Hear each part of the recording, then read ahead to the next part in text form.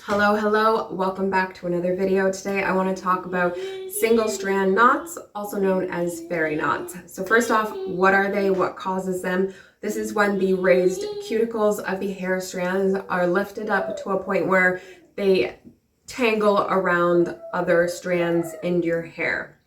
Four big reasons as to why I could think that we get them: dryness, lack of proper detangling, friction, and damage. But of course, there's some things we can do to minimize the chance of them happening, or at least to deal with them when they do happen. So first off is regular trims. Rough, weak, brittle ends are way more likely to tangle around one another. And the second big thing is protein and moisture, keeping the hair strong and sleek and smooth and keeping the hair cuticles laying flat. The third thing you can do is take your time when you are detangling your hair. So as we all know, our head sheds at least 100 strands on average each and every day. And those shedded hairs, even if we don't see them falling down to the ground, they are still shedding and they're laying amongst the rest of the hair strands on our head, and they are going to tangle around healthy hair strands that are still intact. So it's so important to take our time to find the shedded hair. You're using your fingers, wide tooth comb, a detangling brush, you're doing it on dry hair, wet hair, whatever, to take your time so you are not accidentally ripping out strands that are healthy and still strong. You just kind of want to take your time and get rid of the shedded strands first, and then go through the rest of your hair and get rid of any other residual tangles and knots.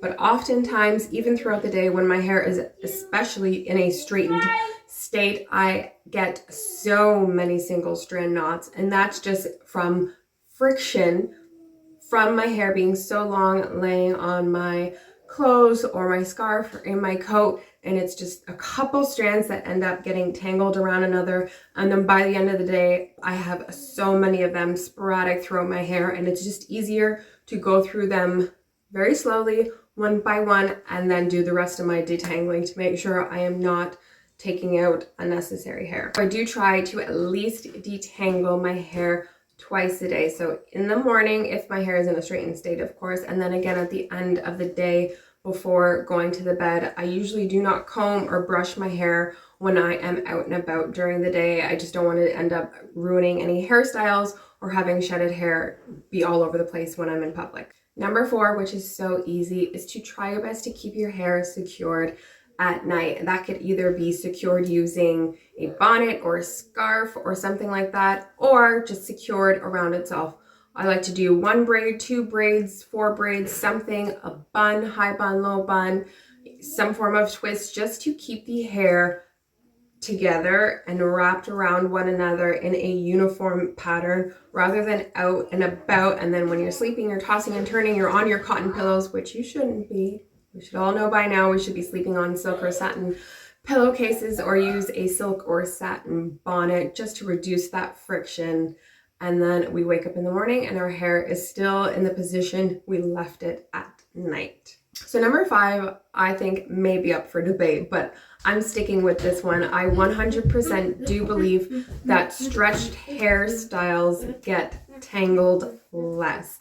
And that is one of the big reasons I prefer to keep my hair in a straightened state compared to in its natural curly wavy state. And it's just science. Like, the hair is laying flat, the cuticles are laying flat. It's a lot more silky and slippery, which equals less friction and less tangles.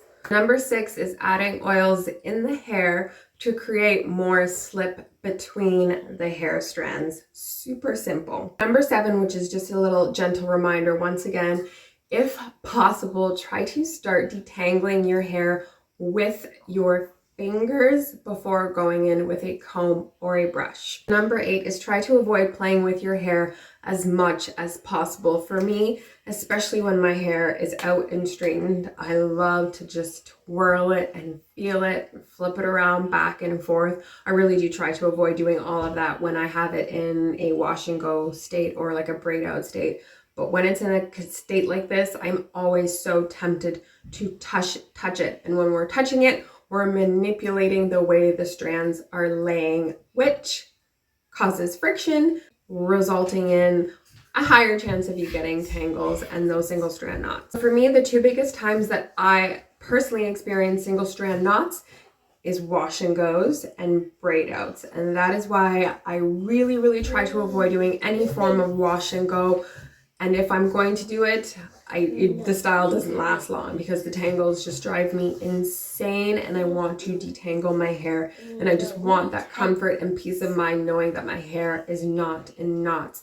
Braid outs, still high chance of getting those single strand knots just because there's so many bends and twists and curves and ups and downs. I still love the look of a great braid out, but I try to do a looser style braid out. So I'll do my braid outs on stretched hair rather than on wet hair, because if it's on wet hair, it's super tight. There's more curls, there's more waves, more bends, more tangles. Also, if my hair is excessively frizzy, I have noticed, especially in the summertime, when the back of my head, so the nape, gets sweated out, or if I'm working out, my edges and the ends, they start to get frizzy.